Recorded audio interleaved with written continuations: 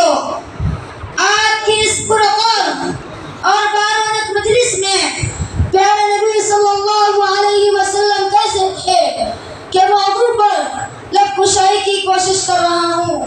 امید ہے کہ آپ حضرات بغور سنیں گے اور میری حوصلہ افزائی فرمائیں گے۔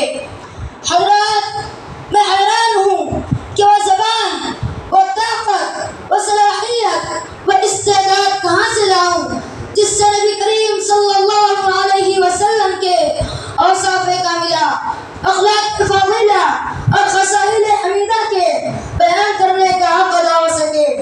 محترم سامعین اکرام، بیان کرنے کی تو ہر چیز ہے اور کی جاتی ہے اور قیامت تک بیان کی جاتی رہے گی، لیکن آج ہم حضرت انس رضی اللہ تعالیٰ عنہ کی زبانی سنتے ہیں کہ حضور صلی اللہ علیہ وسلم کیسے تھے۔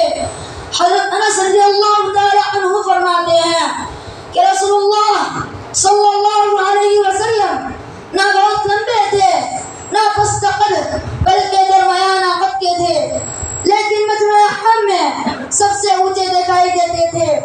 نہ بالکل سفید چونے کی طرح، نہ بالکل گندم گو کے سان والاپن آ جائے، بلکہ 14ویں رات کے چاند سے زیادہ روشن، پرنور اور ملاحت لیے ہوئے تھے۔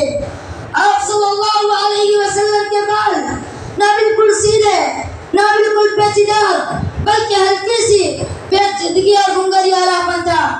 40 سال کی عمر میں نبوت ملی، 13 سال مکہ میں رہے، 10 سال مدینہ منورہ میں اور 63 سال کی عمر میں وفات ہوئی۔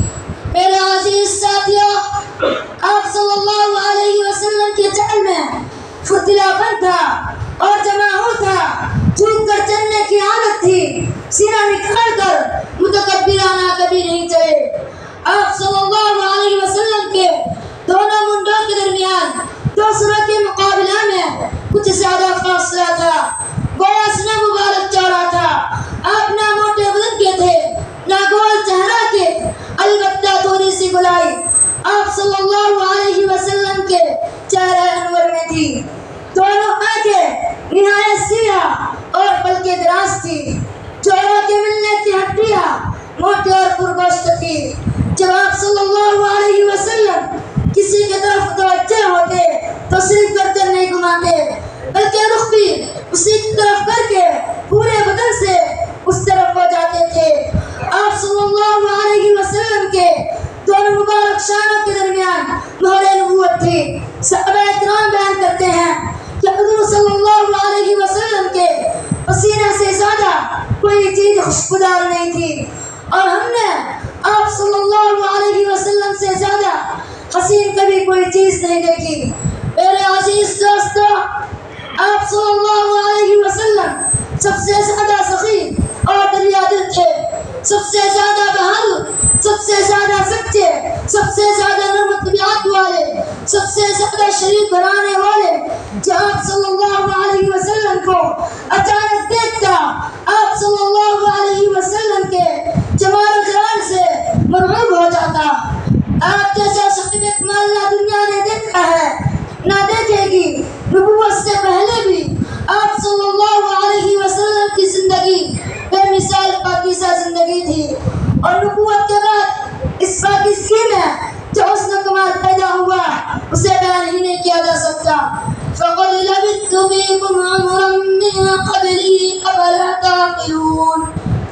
عزیز دوستو، حضور صلی اللہ علیہ وسلم سب سے زیادہ غیرتدار اور سب سے زیادہ عابد و زاہد تھے، رسول اتقیاء تھے، سراج الصالحین تھے، سب سے زیادہ حیادار، با اخلاق و پاکیزہ تھے، سادگی اور قناعت کی زندگی گزارنے والے تھے، سب پر شفیق اور ہمدل تھے، مظلوموں بے قصور و کمزوروں اور لاچاروں کا ملجا ہوا تھے، سب کے دادے رس اور سب کی بنیاد کو پہنچنے والے تھے، وعدہ کے پکے، حق کے پابند، امانت و دیانت میں حقہ، سب سے بڑے مربی، سب سے بڑے معلم، سب سے بڑے قائد، مجاہد اور مدبر تھے، ساری دنیا کی خیر کے لیے بے چین و بے قرار رہتے تھے۔ حضرت گرامی، آپ صلی اللہ علیہ وسلم کے اخلاق کریمانہ قرآنی تعلیمات کا مظہر نظم اور نمونہ کامل تھے۔